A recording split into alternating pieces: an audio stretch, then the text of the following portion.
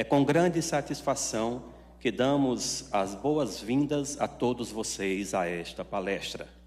Hoje temos a honra de receber o Dr. João Trindade, que abordará o tema Processo Legislativo Constitucional. Este evento marca o encerramento do programa Integra CM4, uma ação formativa dedicada a temas institucionais e administrativos, consolidando o momento de reflexão e aprofundamento sobre processos fundamentais para a atuação pública municipal. Sejam muito bem-vindos. Para dar as boas-vindas a todos vocês, convidamos a senhora Luana Brasileiro.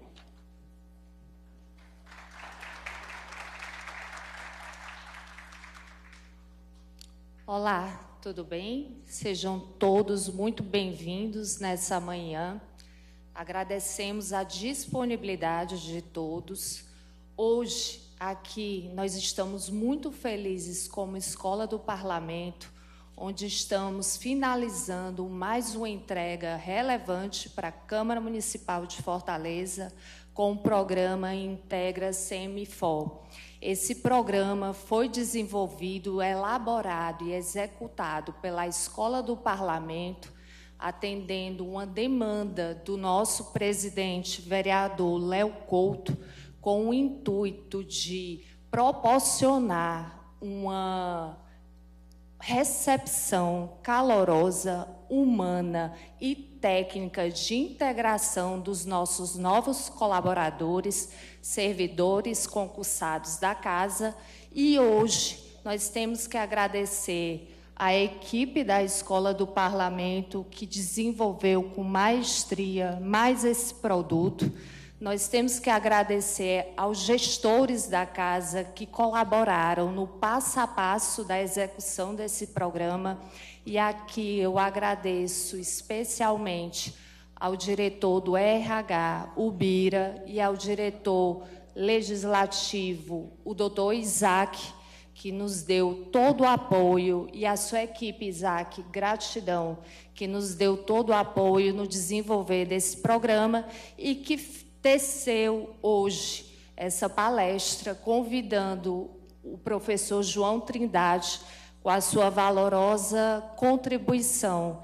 Eu já deixo aqui expresso, professor, o nosso agradecimento e o convite para mais momentos como este nessa casa. Que seja uma manhã valorosa e profícua a todos. Bom dia.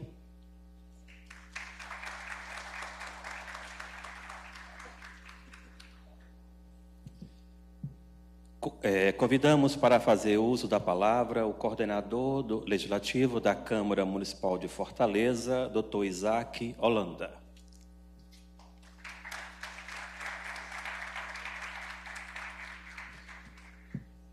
Bom dia, gente. Nessa manhã de sexta-feira, tenho que falar rápido, porque o que vem depois de mim é o principal da manhã, né, que é a palestra do nosso professor João Trindade. A gente está encerrando hoje o Integra CM4, encerrando aí com chave de ouro, com esse evento, com essa palestra, que o professor João Trindade vem compartilhar conhecimento com a Câmara Municipal de Fortaleza. E cabe a mim aqui apresentá-lo. O professor João Trindade é referência no processo legislativo hoje em dia no Brasil. Dos autores anteriores, né, professor? Manuel Gonçalves Ferreira Filho, Zé Afonso da Silva, autores tradicionais do processo legislativo. Para mim, hoje no Brasil, a referência no processo legislativo é o professor João Trindade, que eu tenho a honra de tê-lo como amigo e como meu orientador na vida acadêmica. Então, vou apresentá-lo para que ele possa proferir a palestra para todos nós. O professor João Trindade é consultor legislativo do Senado, ele é doutor em Direito pela USP, professor de Direito Constitucional e professor de graduação e pós-graduação de alguns cursos Brasil afora. Eu tenho a honra de chamá-lo aqui para a tribuna para palestrar para a gente aqui na Câmara Municipal de Fortaleza. Seja bem-vindo.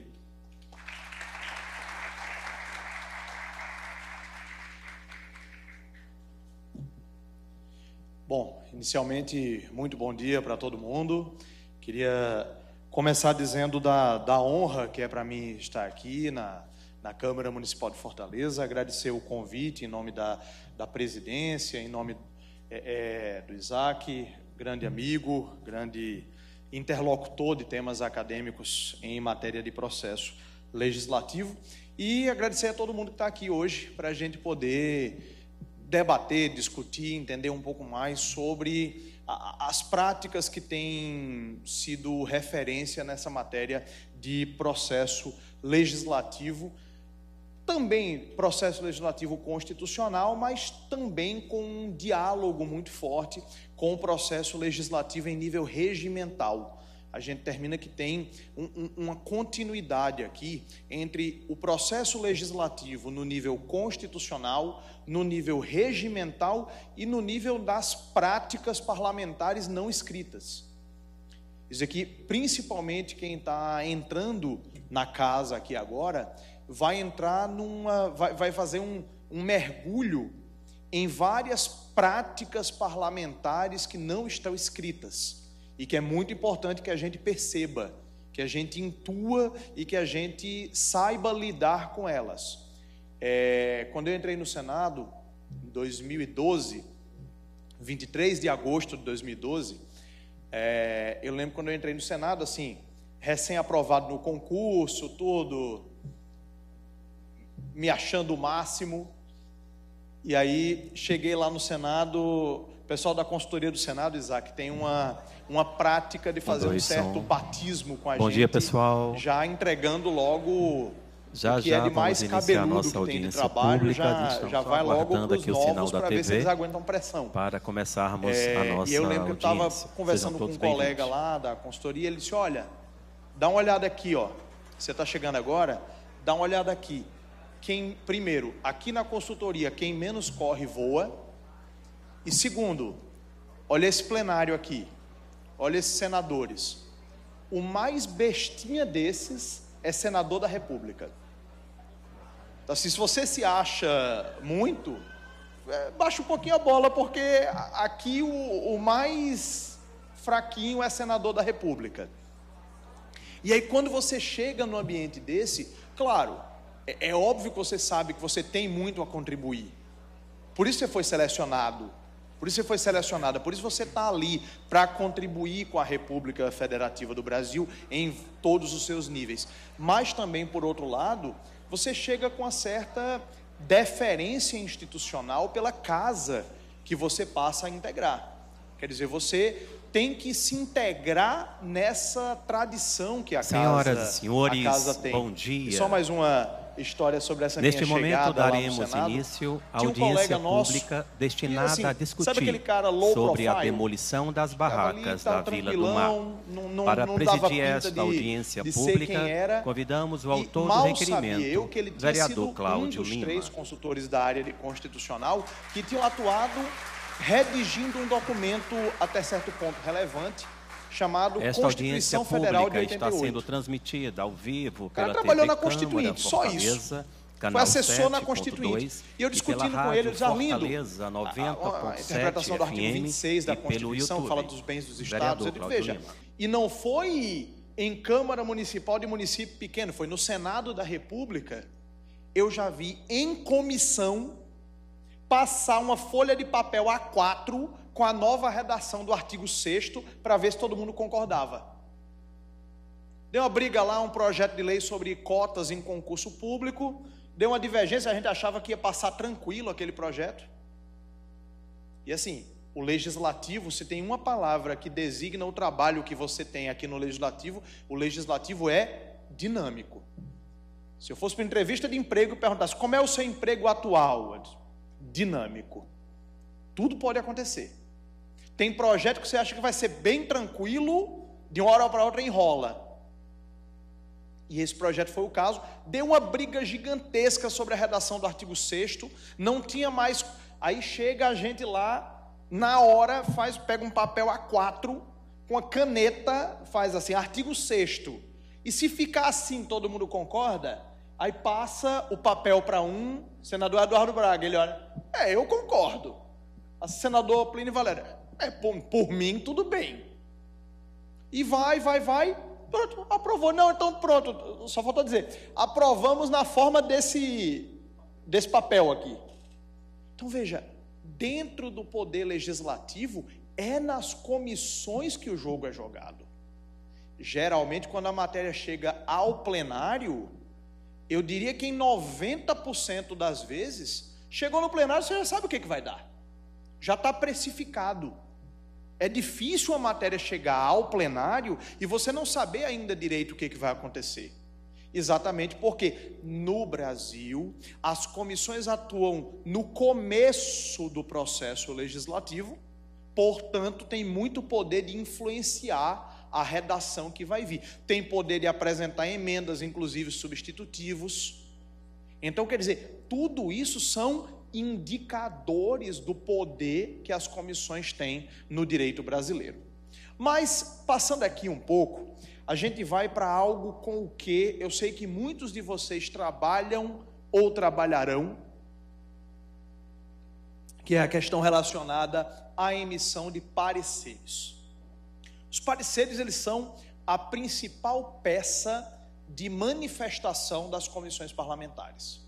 As comissões parlamentares têm outras atribuições, por exemplo, das mais relevantes, realizar audiências públicas. A gente verifica, inclusive, agora a própria Câmara Municipal realizando simultaneamente com este nosso encontro aqui, a audiência pública. Dizia eu para o Isaac há pouco, que não sei como é que tem acontecido na esfera municipal, mas na esfera federal, só para dizer que teve.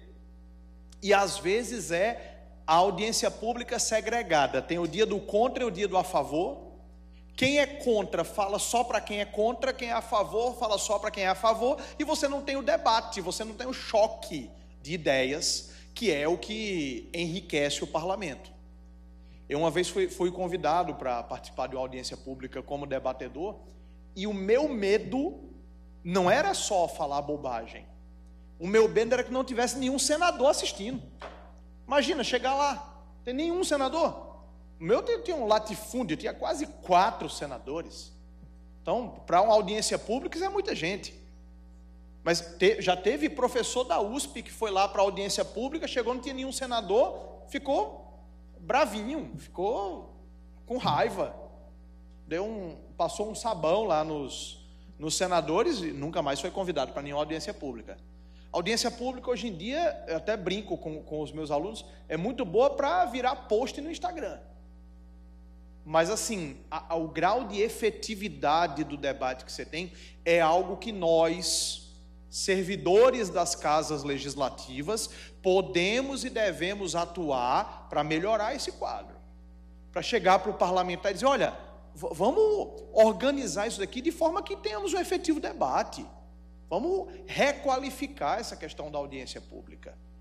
Mas, além de audiências públicas e subcomissões, etc., a gente tem a principal manifestação das comissões, que é a emissão de pareceres. Esses pareceres, na maioria das vezes, esses pareceres não têm caráter vinculante, né? Não têm caráter vinculativo. Esses pareceres, na maioria das vezes, são de caráter meramente opinativo. Eu consultei o regimento interno daqui da casa, Isaac, eu não verifiquei se um parecer contrário da CCJ, por exemplo, gera o arquivamento do projeto. Isso tem sido uma constante nas casas legislativas que eu acompanho, esse parecer, haver essa divisão de efeitos do parecer de admissibilidade para o parecer de mérito. Então vamos explorar um pouco aqui. A minha ideia aqui hoje é a gente passear por como outras casas legislativas têm se comportado, para a gente ter esse diálogo com como a Câmara Municipal vai receber vocês. Então, em primeiro lugar, a gente tem uma divisão dos pareceres das comissões. Não é das comissões, é dos pareceres das comissões. Vou explicar essa diferença. A gente tem uma divisão entre comissões que emitem parecer de admissibilidade e parecer de mérito. O parecer de mérito é o parecer que vai dizer se o projeto é bom ou é ruim, deve ser aprovado ou rejeitado, deve ter emendas de mérito ou não deve ter emendas de mérito, pode ser aperfeiçoado, vai gerar emprego ou desemprego, vai ser melhor ou pior para o interesse público. O parecer de admissibilidade, a função dele é outra. O parecer de admissibilidade, a função dele é admitir ou não admitir o projeto. Ou seja, dizer se o projeto tem condições de ser deliberado. Se a gente fosse fazer uma analogia com o processo judicial, seria a diferença entre conhecer do recurso e dar provimento ao recurso. Então você admite ou não o recurso para julgar, e o julgamento pode ser favorável ou desfavorável. Então quer dizer, a admissibilidade do projeto é analisada num tipo de parecer, o mérito do projeto, se ele é bom, se ele é ruim, vai ser analisado em outro tipo de parecer. É muito importante que a gente tenha em mente, que a gente construa o raciocínio analítico com essa distinção, porque frequentemente isso não é compreendido pelo parlamentar. Frequentemente, na cabeça do parlamentar não tem essa divisão. Na cabeça do parlamentar tem o parecer que é bom para o projeto e o parecer que é contra o projeto.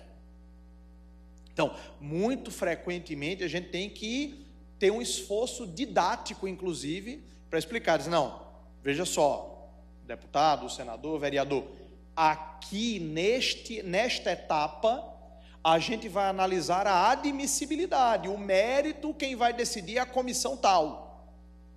Então é importante que quando há essa divisão, a gente tenha, e lembrem-se, falo nós porque eu sou servidor público também, então nós, servidores do Poder Legislativo, nós temos o papel de assessoramento técnico para a formação da vontade política. Não é uma tarefa fácil. A gente tem que dar o caminho técnico para que o parlamentar, o vereador, a vereadora, exerça a sua função de representação política. É sempre uma situação em que você está, às vezes, andando ali no fio da navalha, entende? Então, é importante, às vezes, a gente explicar essa distinção. Uma coisa é dar o parecer quanto ao mérito da proposição, outra coisa é dar um parecer sobre a admissibilidade dela. Quando são duas comissões diferentes que fazem isso, fica mais fácil. Por exemplo, vai passar na Comissão de Constituição e Justiça e depois na Comissão de Educação. Então, tudo bem, uma vai analisar a admissibilidade, a outra vai analisar o mérito. Quando é a mesma comissão que tem que analisar as duas coisas, isso gera uma tensão um pouco maior. E aqui, o desenho institucional varia muito de casa para casa. Se tudo passa na CCJ ou não, se passa na CCJ em primeiro lugar ou em último lugar, se vai passar primeiro na comissão de mérito ou não, isso tem para todos os gostos. Mas o importante é a gente ver que são papéis diferentes, funções diferentes no processo legislativo. Por exemplo, o parecer de admissibilidade. A gente tem tradicionalmente dois tipos de admissibilidade, dois tipos de controle que tem que ser verificado.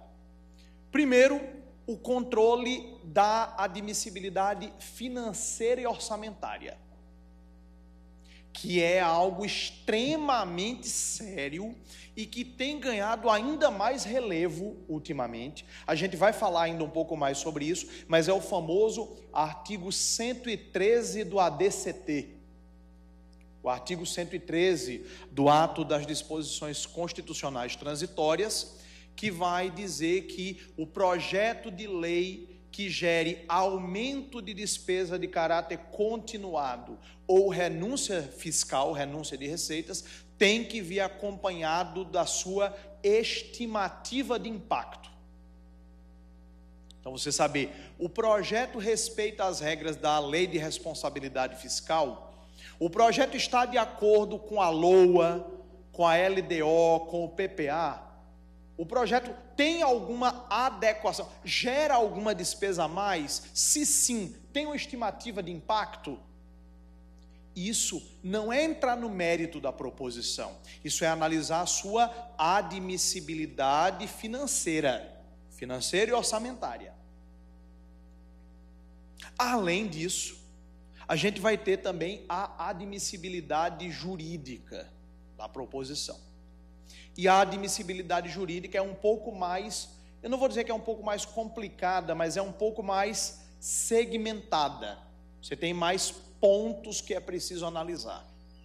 Tradicionalmente, os regimentos internos das casas legislativas Brasil afora se inspiram muito no modelo do regimento interno da Câmara dos Deputados. Então, tradicionalmente, a gente tem essa separação de que o parecer de admissibilidade jurídica deve analisar a constitucionalidade, a regimentalidade, a juridicidade e a técnica legislativa da proposição. Obrigado, meu amigo.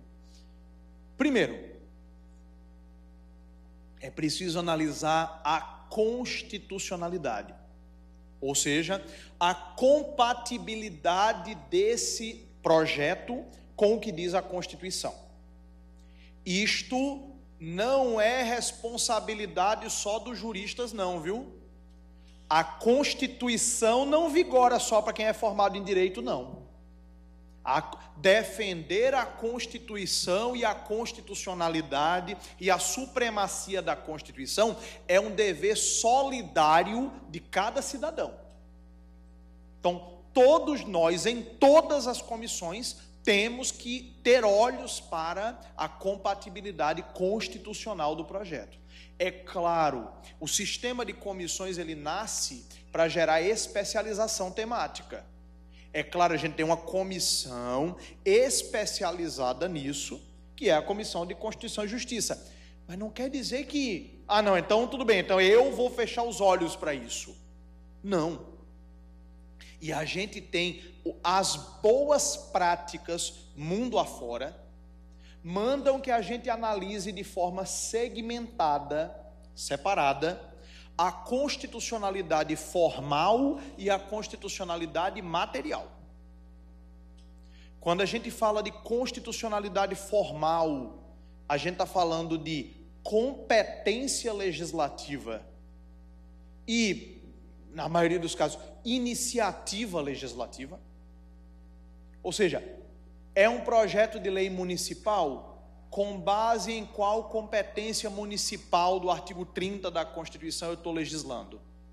É um projeto de lei estadual com base em que competência estadual eu estou aqui legislando? Será que isso não invade nenhuma competência privativa da União?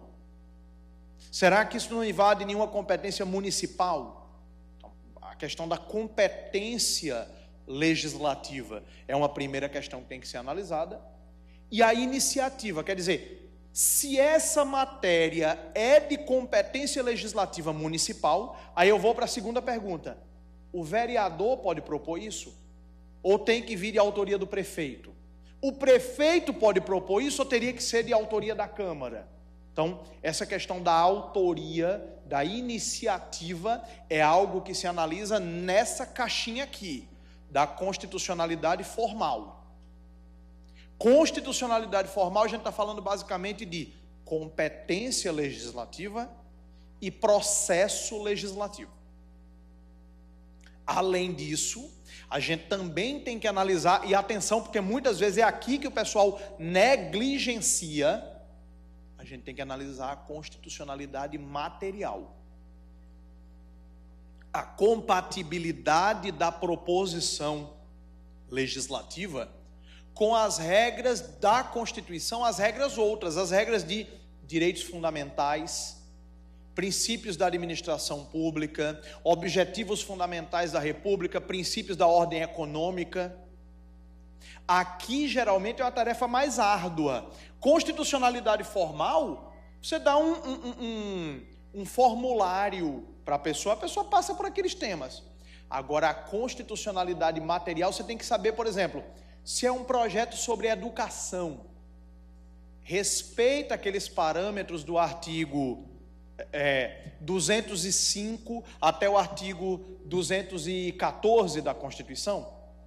Se é um projeto sobre meio ambiente, está de acordo com o artigo 225 da Constituição? Então, você vai ter que analisar aqui a aderência do projeto com os princípios de conteúdo da Constituição. Repito, o ideal é que isso seja feito de forma separada e o ideal é que isso seja feito de forma fundamentada. Porque a gente tem que ter cuidado com o comodismo, né? Pega aquele modelinho pronto que já se utiliza aqui, sempre foi assim. Pega parecer modelo A.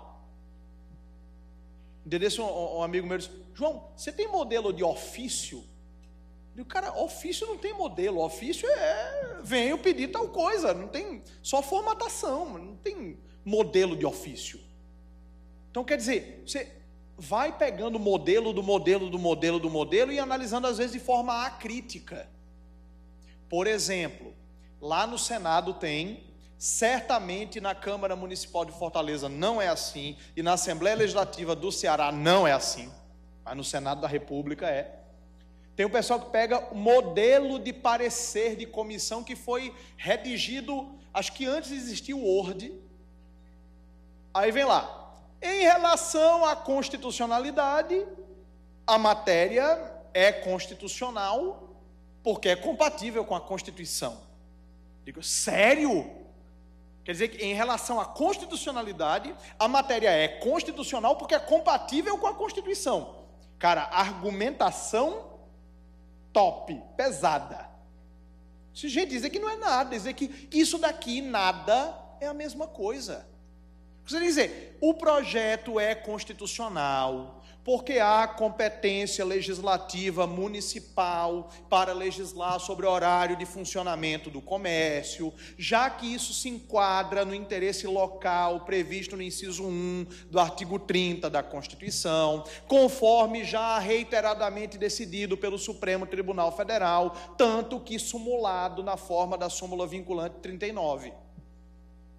O vereador ou a vereadora pode apresentar o projeto sobre esta matéria, já que não se enquadra em nenhuma das hipóteses de iniciativa privativa do prefeito, constantes do artigo tal da Lei Orgânica Municipal e do artigo 61 da Constituição Federal, aplicável por simetria. Aí você vai para a constitucionalidade material. Então, assim, no melhor dos mundos, você faz parágrafos até separados. Quando é um projeto muito polêmico, eu gosto até de fazer tópicos separados. 2, da admissibilidade. 2.1, da constitucionalidade. 2.1.1, da constitucionalidade formal. 2.1.2, da constitucionalidade material. E aí vai. Nem todos os colegas meus do Senado gostam dessa história. Tem um que é meio... Lá, o que um consultor faz, outro consultor revisa e depois volta para o autor da palavra final. Aí tem um colega mais antigo que é meu revisor, toda vez diz: lá vem você com essas suas manias de academia, né? De separar subitem, o cara fica mais organizado, fica melhor. Aí você, depois de analisar a constitucionalidade, você vai analisar o quê? Não tem que ser nessa ordem, né? Mas a constitucionalidade, em geral, é o primeiro item que você vai analisar dentro da admissibilidade jurídica.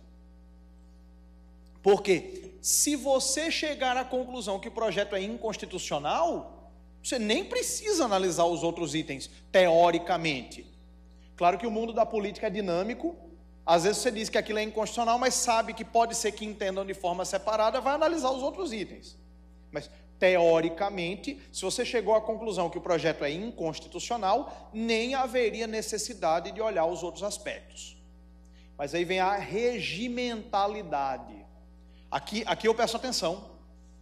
A regimentalidade é outro ponto em que o pessoal às vezes faz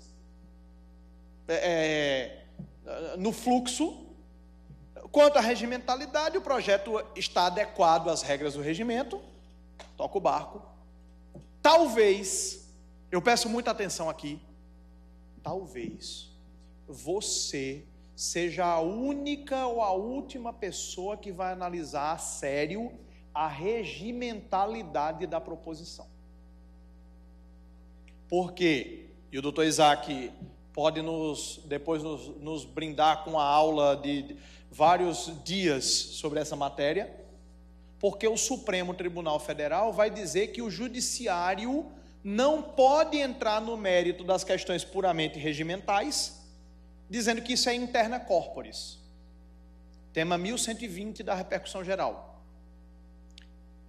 Interna corporis é um jeito de o judiciário dizer: gente, eu não vou entrar nesse tema regimental, porque nem de regimento eu gosto.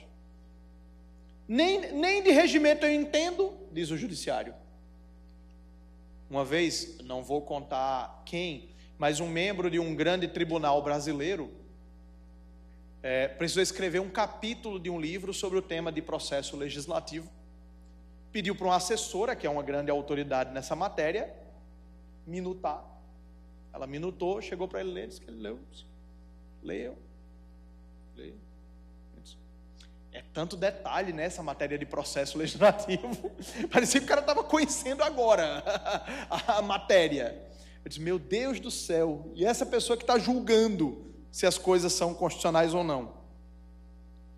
E aí veja, você chega lá, esse grau de detalhamento do regimento interno, o judiciário não vai olhar não. A última pessoa, talvez, que vai ver se deveria ter passado em tal comissão e não passou, é você. Então, você tem que olhar com lupa essa questão da regimentalidade. Porque o regimento, gente, não é um acordo de cavalheiros, entende? Tem um ditado famoso que diz que o regimento interno da Casa Legislativa é um acordo de cavalheiros que se aplica quando os cavalheiros não estão em acordo. Quer dizer, havendo acordo, aí beleza, se tem acordo, toca o barco. Se não tem acordo, aplica-se o regimento. Mas veja, o regimento é um pouco mais do que um acordo de cavalheiros, entende? O regimento tem que ter algum tipo de força cogente. O regimento não está ali à toa. Aquelas normas não foram criadas no vácuo. Aquelas normas foram criadas repercutindo a tradição, inclusive, daquela casa legislativa. Além de olhar, então, por exemplo, questões, deveria ter tido audiência pública e não teve, deveria ter passado na comissão A e não passou. São questões de regimentalidade que você pode ser que seja o último a analisar. Uma questão também que o pessoal passa por cima bonito e não deveria, é a análise da juridicidade. Bom, primeiro, a juridicidade tem muita gente que nem sabe o que é. Confunde às vezes com a questão da constitucionalidade. Eu não botei aqui, foi uma falha minha, mas fica aqui a indicação. Um texto, o Senado tem uma série maravilhosa chamada Textos para Discussão, e qualquer consultor ou consultora publica um texto para o debate. Tem muito texto, muito interessante, e tem um do meu colega de área e amigo, professor Luciano Henrique Oliveira. Depois você bota no Google, Luciano Oliveira, análise de juridicidade. É um texto só sobre o que se analisa quando se vê a juridicidade de uma proposição legislativa. Luciano Oliveira, análise de juridicidade. Em linhas gerais, quando a gente fala de juridicidade, a gente está falando da capacidade que aquela norma tem para se tornar norma jurídica. Ou seja, essa norma que eu pretendo instituir tem capacidade de se tornar norma jurídica?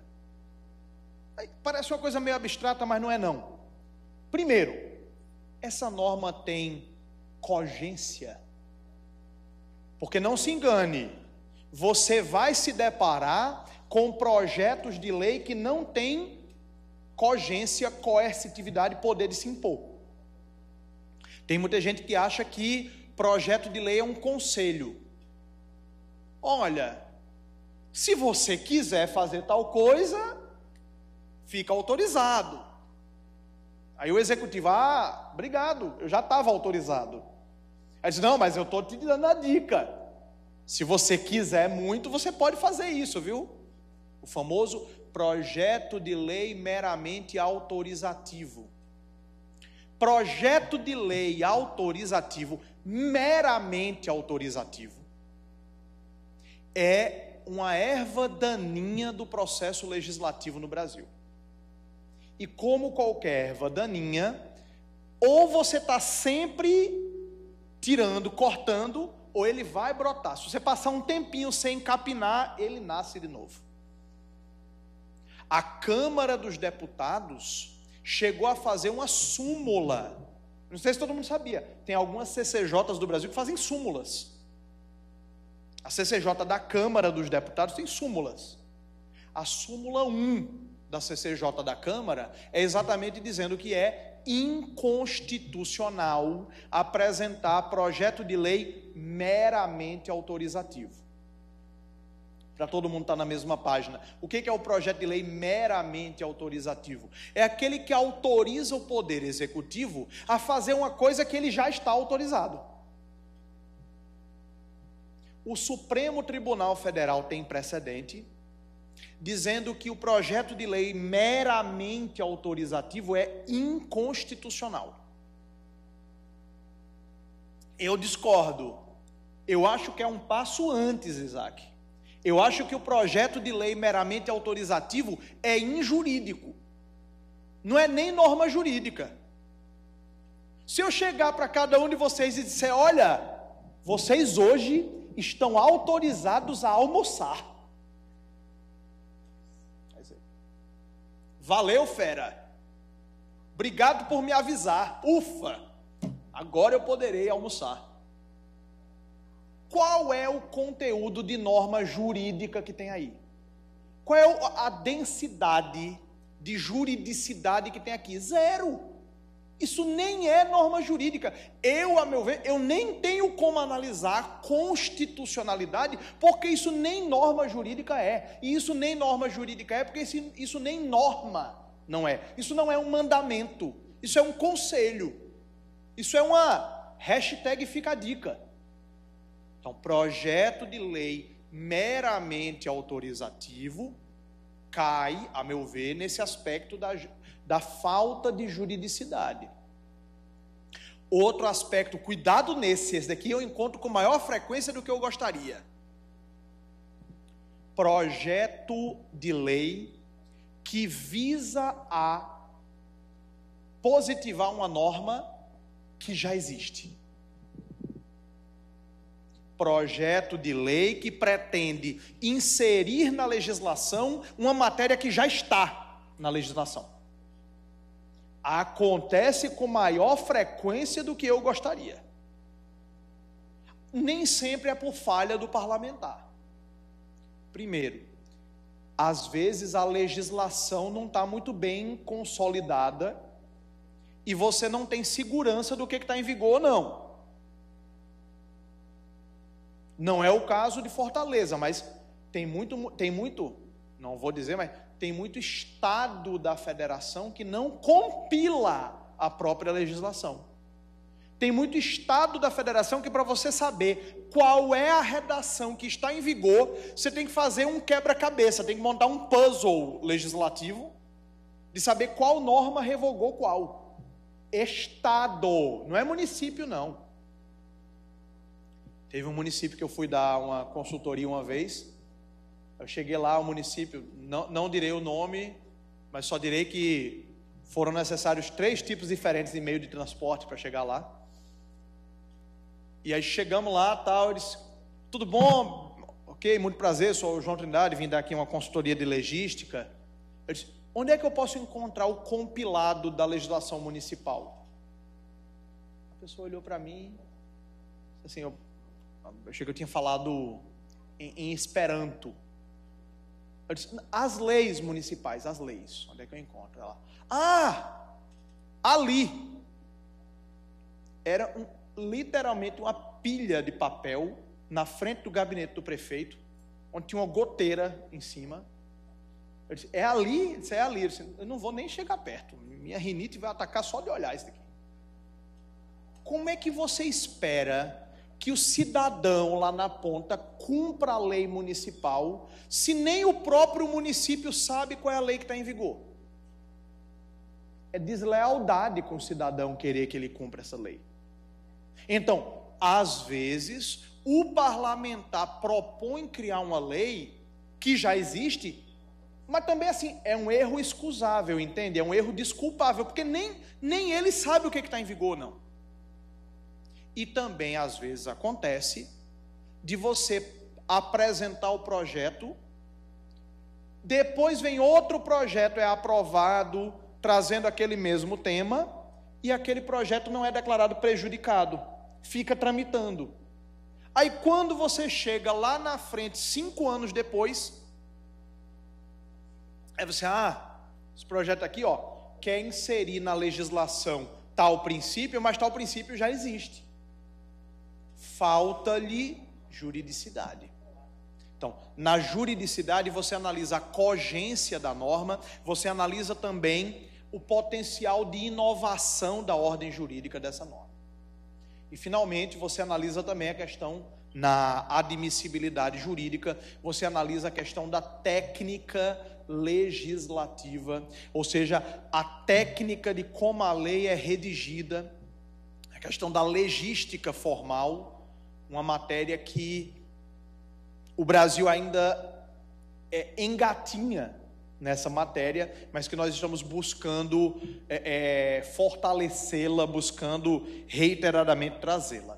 Esse aqui é um panorama do que a gente tem que analisar nos pareceres de comissão. E outra coisa, parecer de mérito, uma vez eu trouxe essa aula para uma turma de pós-graduação, e um aluno perguntou, então o parecer de mérito é só blá, blá, blá. Eu disse, você não entendeu nada do que eu falei até aqui, né?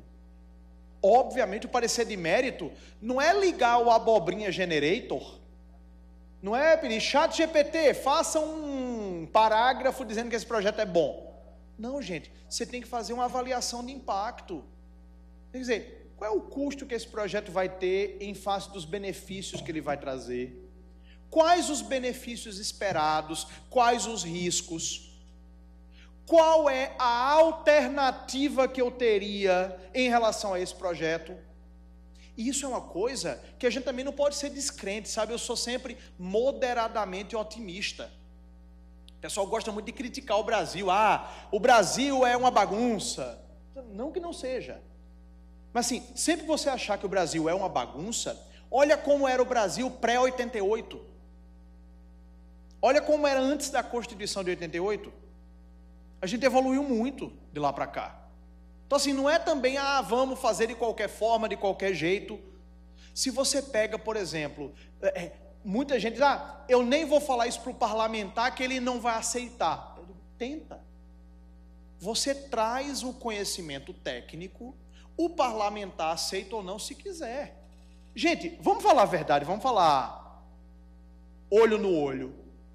Tem coisa que você chega para o parlamentar e você diz, parlamentar, isso daqui é inconstitucional.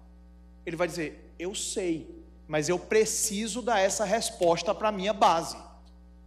Então tudo bem, o meu papel não é proibir ele de apresentar, o meu papel é alertar.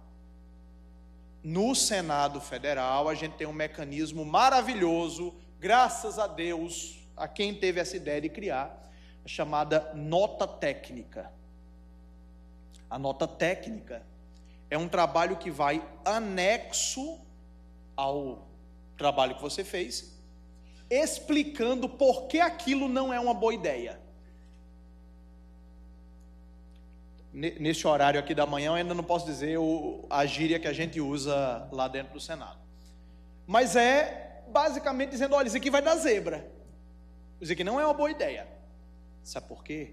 Porque já aconteceu de parlamentar pedir um parecer pela aprovação do projeto, aí você vai lá e alerta: senador, senadora, isso aqui é inconstitucional. Não, mas tudo bem, mas faz mesmo assim. Aí depois, quando vem lá outro senador e aponta o dedo e diz: isso daqui é inconstitucional, foi a consultoria que fez. Aí você, opa, foi a consultoria? Nada. Olha aqui a nota técnica dizendo: eu estou alertando que isso é inconstitucional. É mais uma defesa. Tem gabinete, agora não subestime também.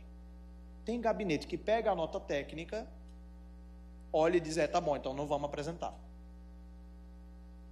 Tem gabinete que pega a nota técnica e diz: obrigado por alertar, mas eu vou apresentar mesmo assim. Tem gabinete que pega a nota técnica, nem lê, e diz: encaminhe-se ao triturador competente. Ok. O meu papel é alertar. O meu papel é dizer: olha, já teve caso, não posso contar o nome do santo, só posso contar o milagre. Já passei do estágio probatório, mas mesmo assim, tenho 2 filhas para criar, então não vou me arriscar a contar com o nome do santo, até porque o santo ainda é senador. O santo ainda está no altar, então não se recomenda. Chegou uma vez um projeto um projeto, não era ele todo, mas o artigo 7º, eu lembro como, artigo 7º, tinha algo que era flagrantemente inconstitucional. Como diria o ministro Sepúlveda, pertence do Supremo Tribunal Federal, uma inconstitucionalidade chapada, aquela que é inquestionável. Cheguei para relatores: senador, esse artigo 7º aqui é inconstitucional de dar um pulo desse tamanho. Não é um pouquinho inconstitucional, né? É óbvio que é inconstitucional. Aí ele disse: mas quem disse é constitucional ou não é o Supremo, né, doutor? Ele disse: sabedinho, é verdade, tá certo. O que eu estou dizendo é assim: o Supremo provavelmente vai dizer que isso é inconstitucional, mas o Supremo só age se provocado, né? Isso é verdade. O que eu estou dizendo, senador, é o seguinte: toda lei tem um lado que é beneficiado e um lado que é prejudicado. Se não tem um lado que é beneficiado e um lado que é prejudicado, é porque é uma lei inócua. Institui o Dia Nacional de escolha. Qual é o Dia Nacional? Esse tipo de lei ninguém é contra. Mas qualquer tipo de lei mais substancial, vai ter gente que é a favor e vai ter gente que é contra. O que eu estou dizendo é: quem é contra esse projeto vai questionar isso daqui. Ele disse: doutor, já tem acordo aqui, governo e oposição. Isso tem muito tempo. Já tem acordo aqui, governo e oposição, ninguém vai questionar isso no judiciário. Ele disse: senador, mas o senhor está esquecendo do Ministério Público. O Ministério Público pode questionar. Ele disse: doutor, o Ministério Público também está no acordo. Eu disse: então não tem o que fazer. Aparentemente só eu não estava nesse acordo. E eu vou dizer, o acordo era bom, porque até hoje o artigo está em vigor. Não teve nem questionamento. Pensa no acordo bom. Se alguém precisar fazer um acordo, procure esse senador, porque esse acordo é bom. Então veja, é o limite do nosso papel, entende? É o limite do nosso papel como órgão técnico. Agora, o meu papel é alertar. Nem sempre vai ter também uma boa acolhida. Mas, gente, nós estamos aqui para quê? Para trabalhar pela população brasileira, para fazer valer o nosso salário, que é pago com o tributo pago pelos contribuintes. Questões ideológicas à parte, eu sempre gosto de citar uma frase de Margaret Thatcher, que diz: não existe dinheiro público, existe dinheiro do pagador de impostos. Então, nenhum dinheiro é público, o Estado não é todo dinheiro pago por alguém. A gente tem que fazer valer isso. Tem que valer o suado dinheirinho do contribuinte que está pagando o nosso salário. Mas é claro que nem sempre vai ser, como eu disse, vai ser bem recebido. Mas já teve, diz um colega meu do Senado, um grande amigo, Gilberto Guerzoni Filho, não é o decano da área de constitucional do Senado, mas é o terceiro mais velho do Senado, mais experiente. Ele diz: eu me orgulho mais das leis que eu impedi que fossem feitas do que das leis que eu ajudei a fazer. Às vezes o Brasil não precisa de mais lei. Às vezes eu me orgulho mais das leis que eu não fiz. Uma vez um senador que era presidente da CCJ do Senado, ou seja, não estamos falando de um senador qualquer, presidente da CCJ do Senado, ele chegou para mim e disse: Joãozinho, ele me chamava de Joãozinho, eu não sei de onde, ninguém me chama de Joãozinho no mundo, mas ele inventou essa intimidade. Joãozinho, vem cá, eu estou querendo fazer um projeto de lei. Eu pensei comigo: faça não. Estou querendo fazer um projeto de lei. Eu disse: pois não, senador. Projeto de lei para que o motociclista tenha que ter a placa da moto impressa no capacete. Que ótima ideia, senador. É uma boa.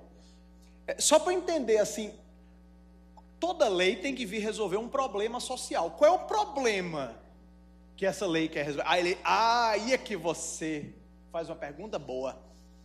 Tem um pessoal que está passando no radar de velocidade.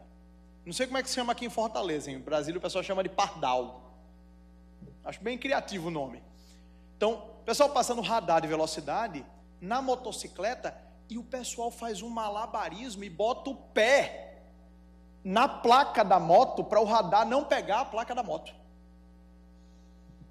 Eu pensei comigo: mas uma pessoa dessa merece não pagar a multa, porque depois de um malabarismo desse. Eu disse: pois é, senador. Agora, eu quase fiz como aquele programa infantil que tinha muito tempo atrás. Vamos pensar um pouco. Tá, mas, senador, vamos pensar um pouco. E se a pessoa estiver levando alguém na carona? Ele disse: a pessoa vai ter que ter 2 capacetes com a placa impressa, um para ele e um para a carona. Eu disse: tá bom. E se a pessoa tiver 2 motos, senador? Aí vai ter que ter 2 capacetes. Eu disse: 2 não, 4, né? Porque eu dou um para cada um e eu para o carona. Eu disse: e se a pessoa tiver com o capacete de uma moto pilotando outra moto? Isso vai ser infração de trânsito? Ele: vai, porque tem que estar com o capacete da moto. Eu disse: e se ele tiver com um capacete e o carona tiver com outro? E aí, depois da 5ª pergunta, ele disse: eu já entendi, você não acha uma boa ideia, né? Eu disse: não, senador. Eu quase citei a filosofia mineira, que é: mexe com isso não.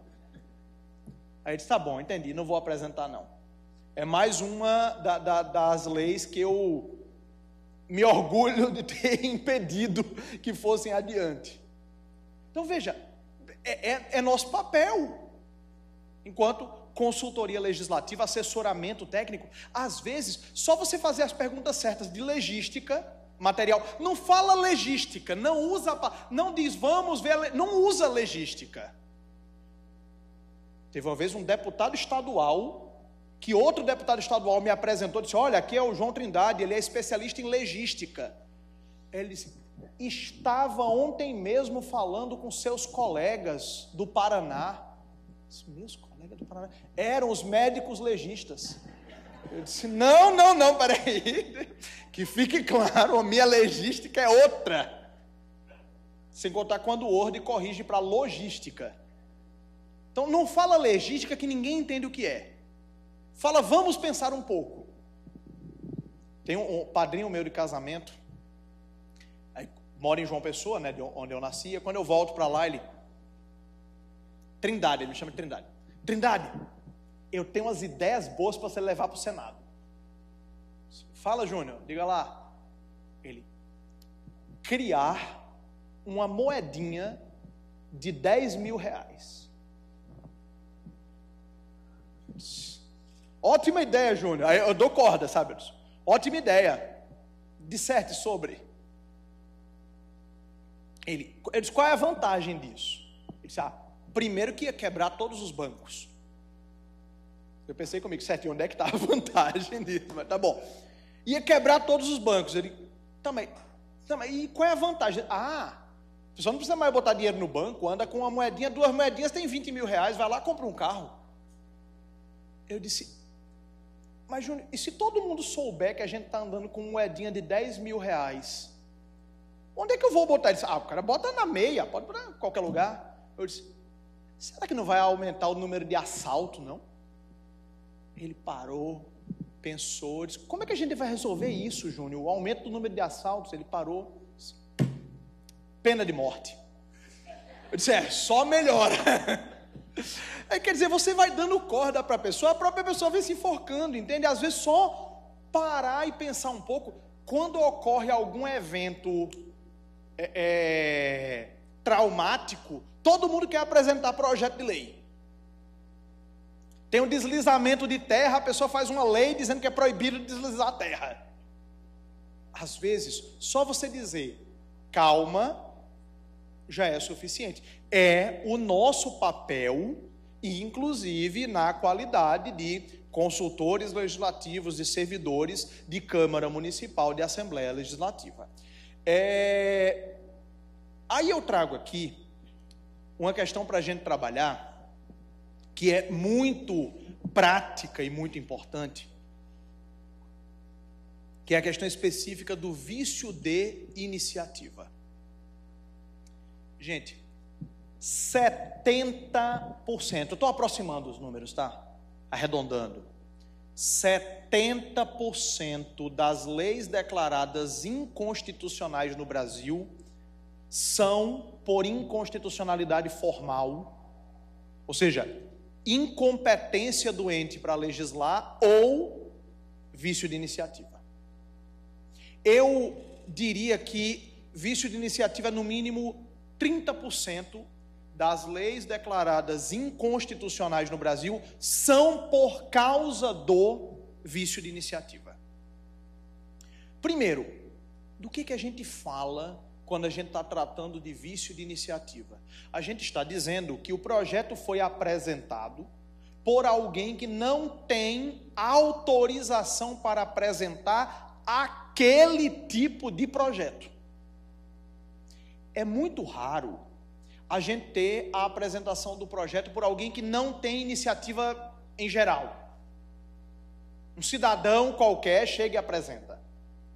Mas é muito frequente a gente ter o parlamentar ou o legitimado que pode propor projetos de lei em geral, mas não pode propor sobre aquele tema. E aí eu tenho o caso clássico do vício de iniciativa, quer dizer, é a falha na etapa da propositura do projeto. O projeto foi apresentado por uma autoridade que não tinha autorização para propor aquele tipo de projeto. Só que a gente tem tido, muita atenção, a gente tem tido muitas mudanças em relação a essa temática aqui. Isaac chega a dizer que temos uma virada jurisprudencial nessa matéria. Realmente, na última década, o Supremo Tribunal Federal reviu muitos dos seus entendimentos que eram restritivos da iniciativa legislativa, especialmente por parlamentar. Então eu trago aqui uma espécie de um fato ou fake aqui para a gente trabalhar. Primeira pergunta, fato ou fake? Projeto de lei de iniciativa parlamentar não pode criar despesas para o Poder Executivo. Fato ou fake? Quem acha que é fato?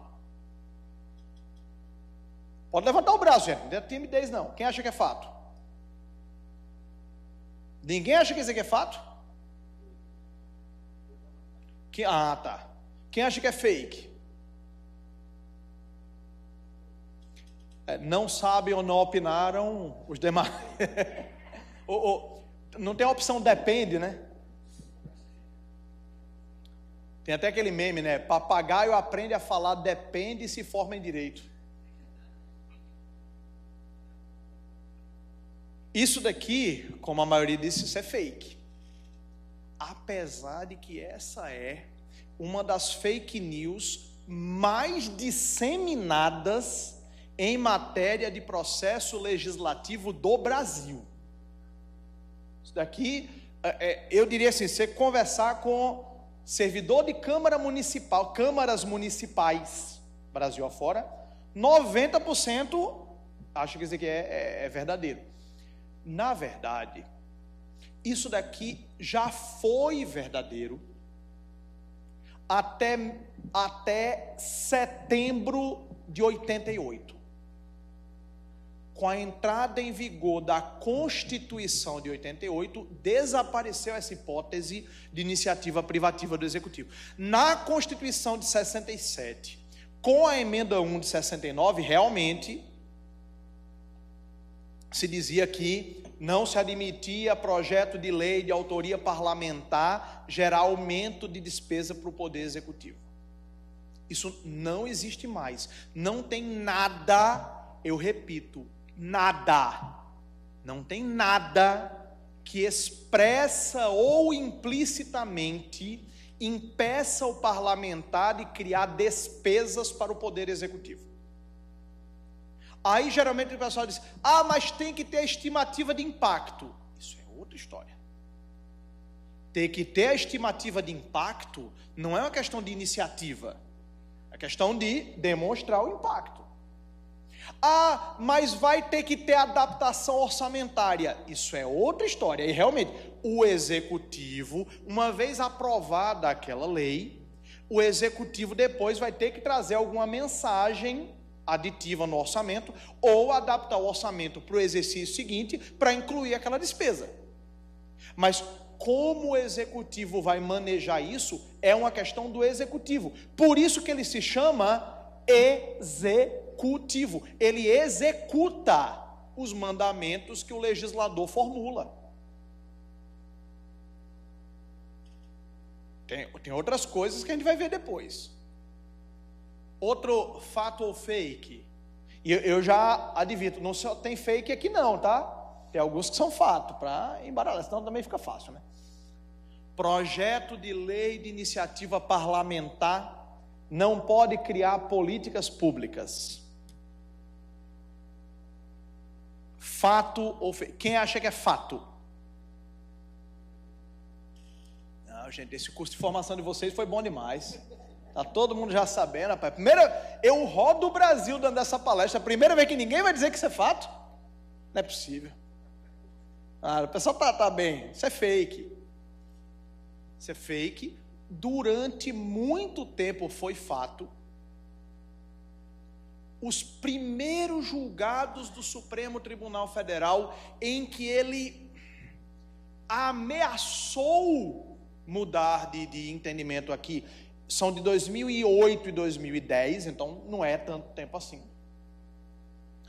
E o Supremo Tribunal Federal depois consolidou o entendimento de que projeto de lei de autoria parlamentar pode instituir ações ou programas de políticas públicas.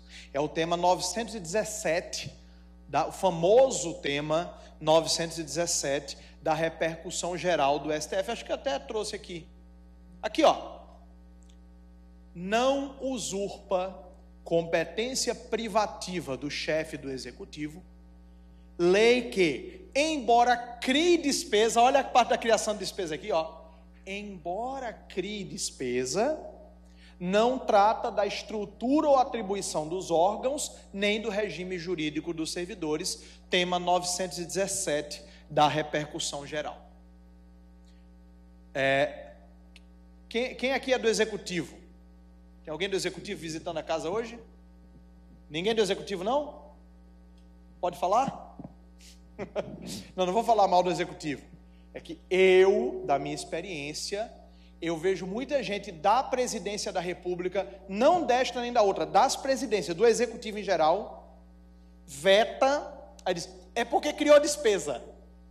Eu digo, certo, e não tem problema com isso. Não, mas aqui é inconstitucional. Aí você faz um método socrático, você vai dando corda para a pessoa. Mas é inconstitucional por quê? Não, porque contraria a Constituição. Essa parte eu imaginei, mas assim, que artigo? Há vários artigos. Eu digo, por exemplo, diga um. O artigo 84. 84, atribuições privativas do presidente, não tem nada a ver com isso. Não, mas não sei o que. E o tema? Aí você tem que estar com esse tema 917 na carteira. Esse tema 917 é para você apresentar. Chega e dizer, opa, tema 917. Aí a pessoa, não, mas veja, mas aqui é diferente. Agora também tem o outro lado. Também você vai se deparar com muito projeto de autoria parlamentar. Opa, obrigado.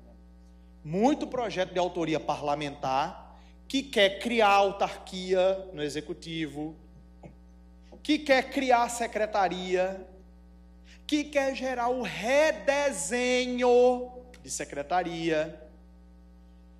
É claro que não tem um critério, uma fronteira que diga até aqui pode, daqui para frente não pode. Tem zona cinzenta aqui. O critério que o STF tem utilizado é o projeto de lei, ele pode instituir ação de política pública, pode instituir programa de política pública, pode até, cuidado, pode até alterar a atribuição de órgão do executivo, desde que seja uma alteração pontual e não gere o redesenho das atribuições desse órgão. Vou te dar um exemplo. Projeto de lei de autoria parlamentar, se a memória não me trai, de autoria do senador Romário Faria, cria a Política Nacional de Apoio à Pessoa com Transtorno do Espectro Autista. 10 artigos, cria, e entre esses artigos, atribui a condução dessa política ao Ministério da Saúde. Gente, me fala de forma sincera, você tinha dúvida que era o Ministério da Saúde que ia cuidar da Política Nacional de Atenção à Pessoa com Transtorno do Espectro Autista? Achava que ia ser o quê? O Ministério das Relações Exteriores? Esse tipo de projeto não está inovando de forma substancial a atribuição do órgão. É óbvio, porque também tem o pessoal que tem aquela conduta hipócrita, que não cita o nome do órgão. Este programa será conduzido pelo órgão competente do Executivo. Qual órgão? Veremos. É óbvio que aqui vai ser o Ministério da Saúde. Tem colega meu do Senado, quando você coloca, compete ao Ministério da Saúde, cara, não. Não pode citar o Ministério da Saúde. E bota como? O órgão competente do Poder Executivo responsável pela política de saúde pública. E qual será ele, né? Aí é hipocrisia, gente. Não é citar ou não o nome do órgão que vai tornar o projeto constitucional ou inconstitucional. Agora, o que você não pode gerar, reitero, o que você não pode é gerar o redesenho das atribuições do órgão. Fazer uma mudança substancial na competência do órgão. Por exemplo, se eu dissesse, olha gente, o Brasil é o país com maior número de mortes evitáveis no trânsito, então a partir de agora quem vai cuidar de políticas educativas para a segurança do trânsito é o Ministério da Saúde. Aí você está inovando. Aí você está gerando o redesenho das atribuições do órgão. Aí você está diante de algo que só o executivo poderia propor. Então esse é o critério. O que o legislador não pode por iniciativa própria? Criar secretaria, extinguir secretaria, criar entidades da administração indireta, extinguir entidades da administração indireta, ou gerar o redesenho das atribuições desses órgãos ou entidades. Outra coisa, gente, que ninguém do executivo me ouça. Você vê o judiciário interpretando as próprias atribuições de maneira restritiva? Você vê o judiciário dizendo, não, esse tema aqui eu não vou decidir, não, esse tema é da política. Você vê o executivo dizendo, não, aqui eu não vou mandar não, porque isso é atribuição privativa da Câmara Municipal, eu não vou botar que tal coisa é por decreto, eu vou botar que tal coisa é por lei, em respeito, em deferência às atribuições da Câmara. Você vê isso? Nenhum poder interpreta as suas prerrogativas de maneira restritiva. Só a gente. Só o legislativo. O legislativo é o poder que não, isso aqui não pode, porque não, isso aqui também não pode. Eu não estou dizendo para você fazer uma coisa que é inconstitucional, mas estou falando para também não interpretar as nossas próprias prerrogativas de maneira restritiva. Digamos assim, indúbio pró-legislativo, entende? Projeto de lei que cria despesa de caráter permanente precisa ter a avaliação de impacto. Fato ou fake? Quem acha que é fato? Isso aqui eu já tinha citado, né? Realmente é fato, mas atenção, peraí, mas tem aqui a observação. Leia com muito cuidado o 113 do ADCT. O texto da norma. Não é o que a gente acha que a norma diz, é o que a norma diz. A proposição legislativa que crie ou altere despesa obrigatória ou renúncia de receita deverá ser acompanhada de estimativa do seu impacto orçamentário e financeiro. Aqui tem vários pontos. Ponto 1. Eu acho, mas aí eu sou voto vencido, eu acho que essa norma só foi feita para a União. Essa norma não foi pensada para estados e municípios. Não deveria ser exigida de estados e municípios. Mas tem uma pessoa que discorda de mim no Brasil acerca disso, chamado Alexandre de Moraes. E a diferença é que ele é ministro do Supremo e ele conseguiu convencer os outros 10. E o Supremo disse, não, isso daqui é obrigatório para estados e municípios, sim.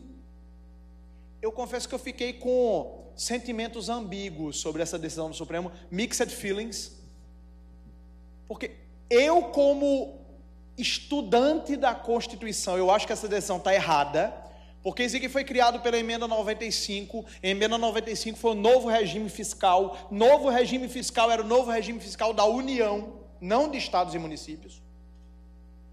Mas eu, como entusiasta da legística, eu gosto dessa decisão, porque forçou estados e municípios a terem maior responsabilidade fiscal e legislativa.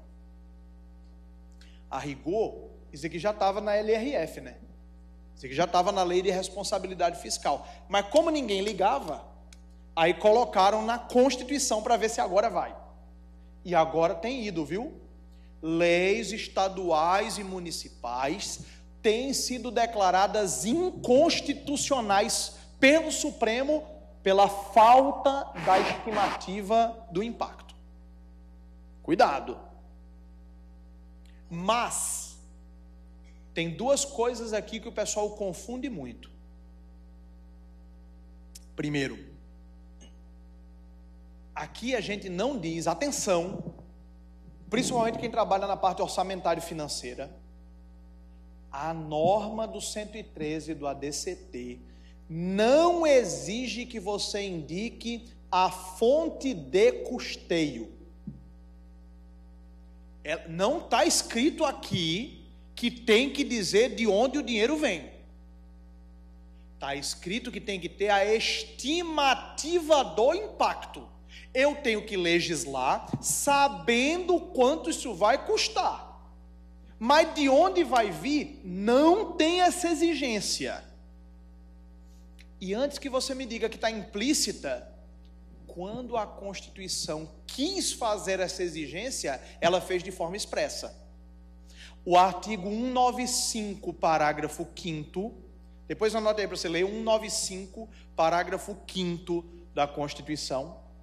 Esse sim, diz que a lei que criar benefício da Seguridade Social tem que indicar a fonte de custeio. Quando a Constituição quis exigir a fonte de custeio, ela falou isso expressamente.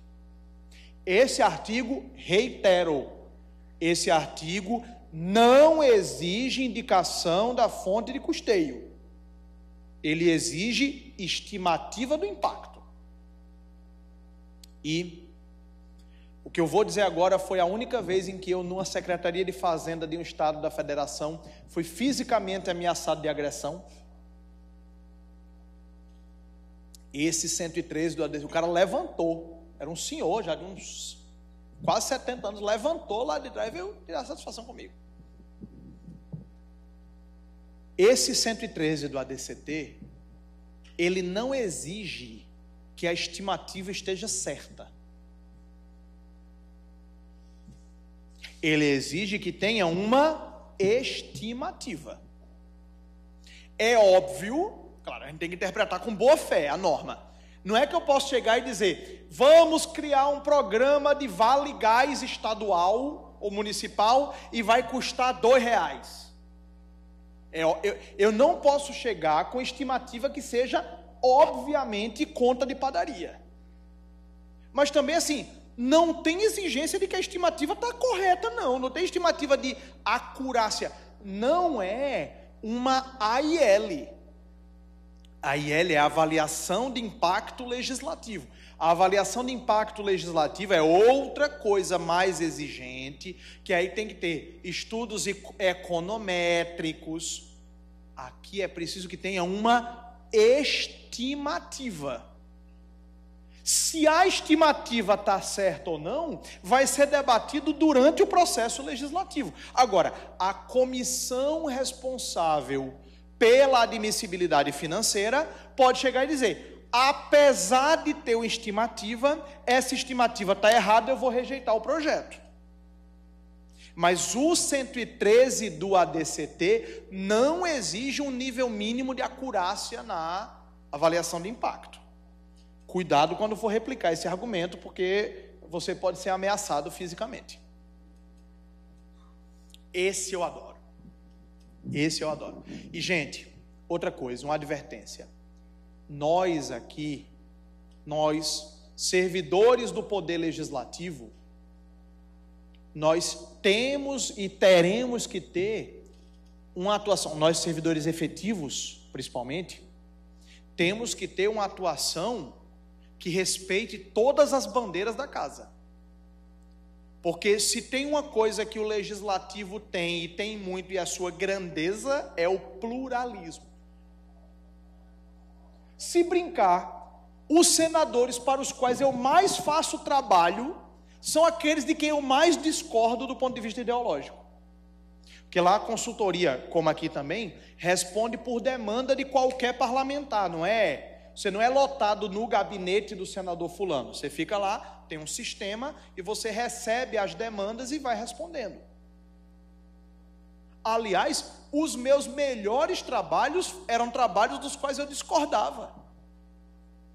Aquele trabalho que você diz, cara, eu discordo disso. Aí começa a redige, quando termina diz, cara, mas eu estou tão bom na argumentação que eu estou começando a me convencer disso daqui.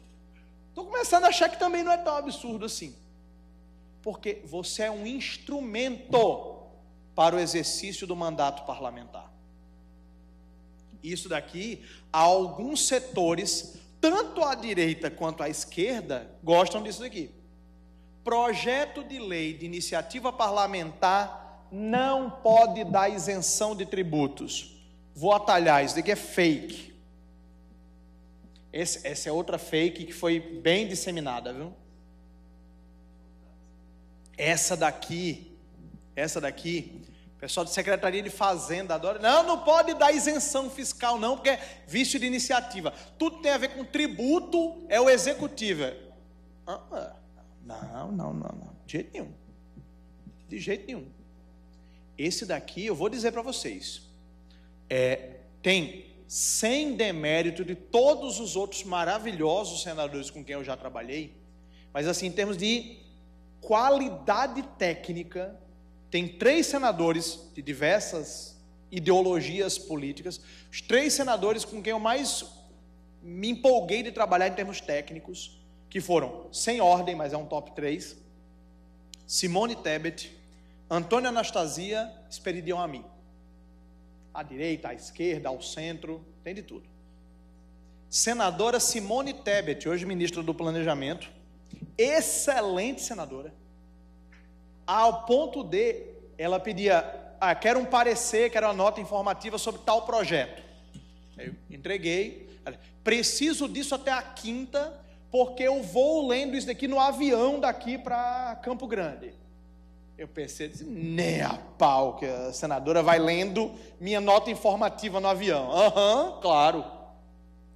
Voltava na outra semana com tudo grifado, comentado, riscado, interrogação, isso aqui pode melhorar, não entendi essa parte, não sei o que, tudo pintadinho o parecer.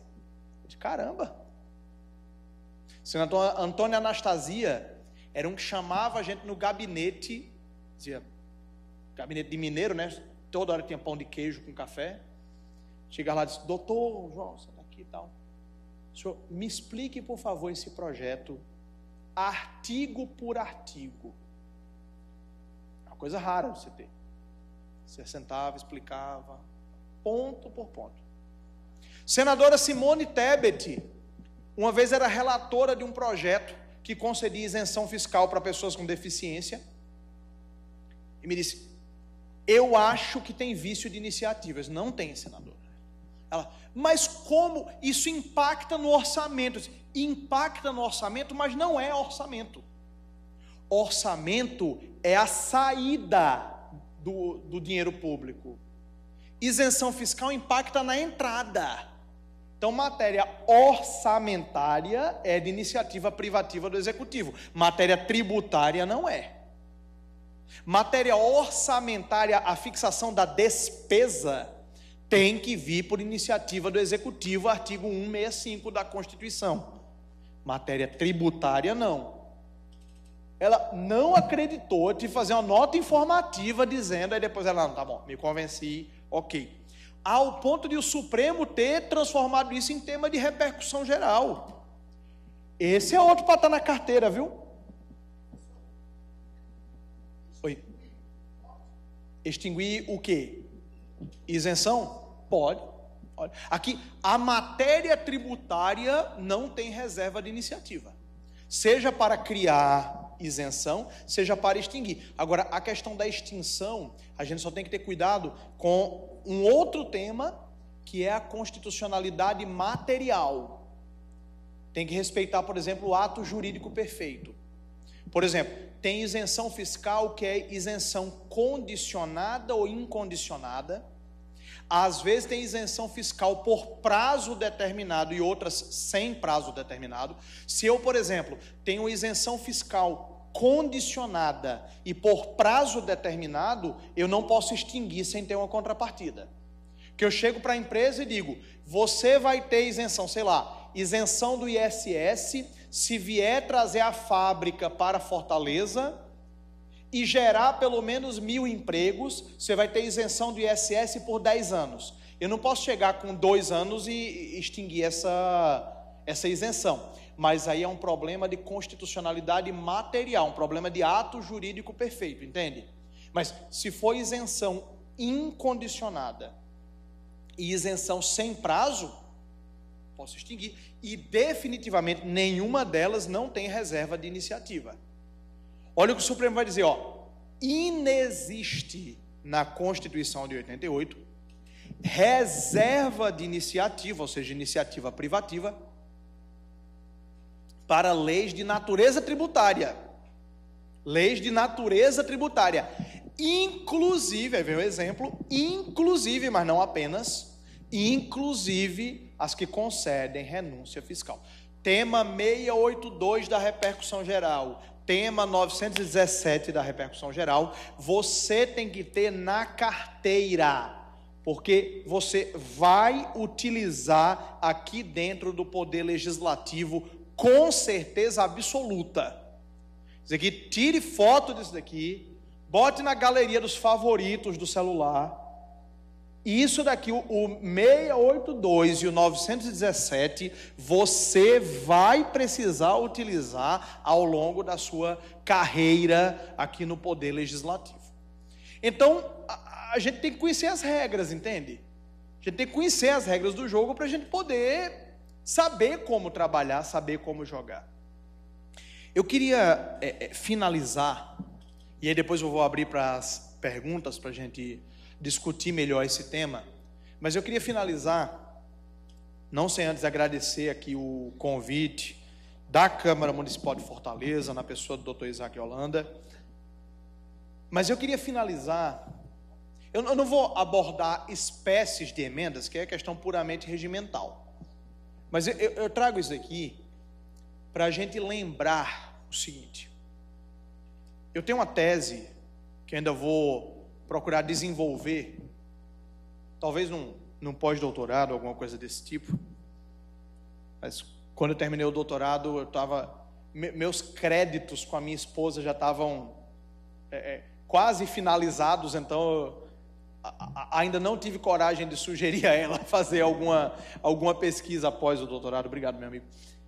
Mas eu tenho a intenção de fazer uma pesquisa, de escrever alguma coisa, dizendo o seguinte: hoje em dia, a grande prerrogativa do legislativo não é propor leis. Não é.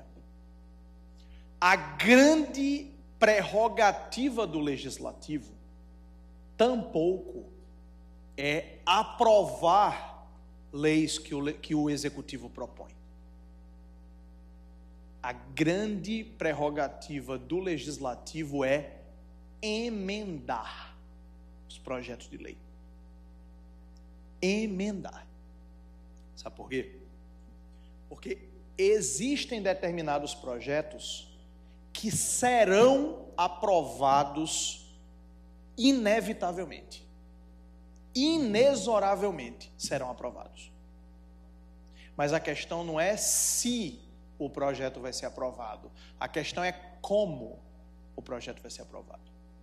Com que conteúdo.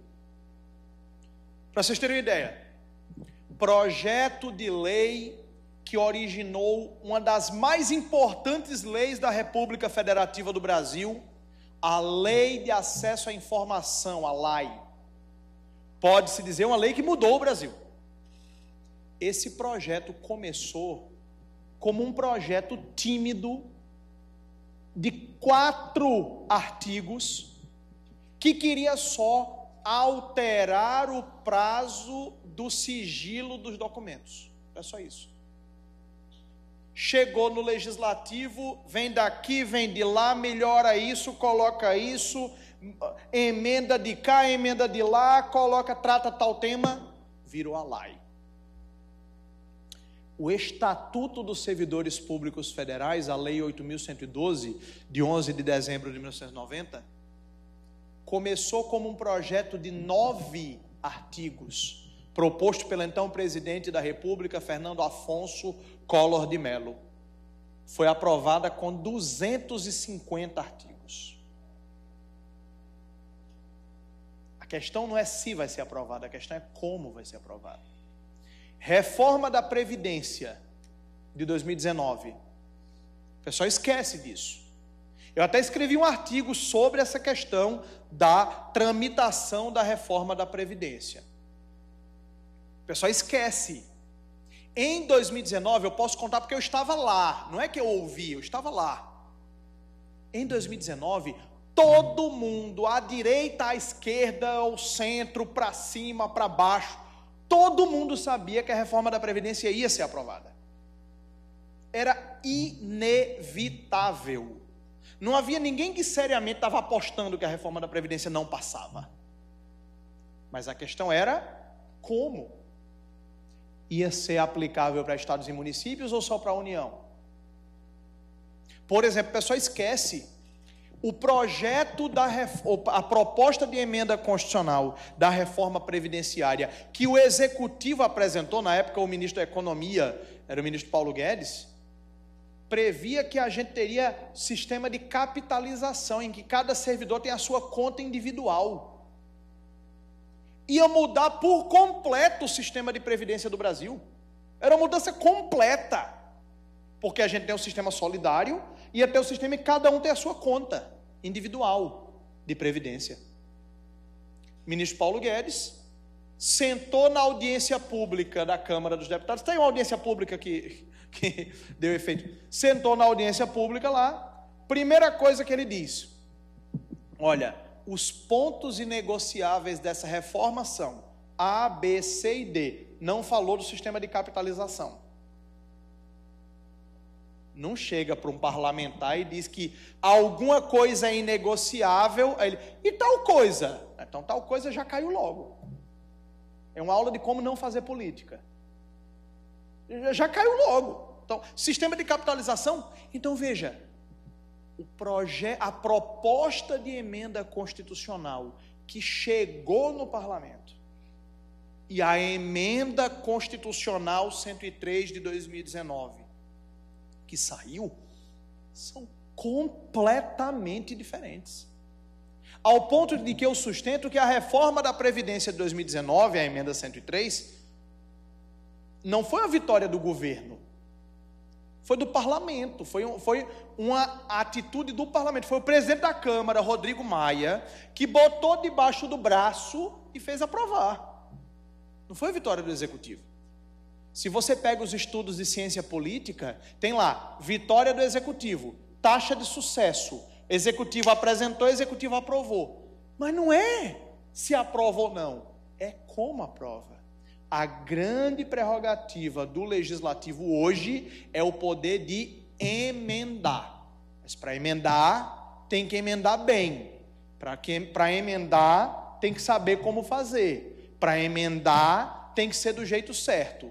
E a população brasileira conta com cada um de vocês e cada um de nós para que isso aconteça da forma devida. Muito obrigado.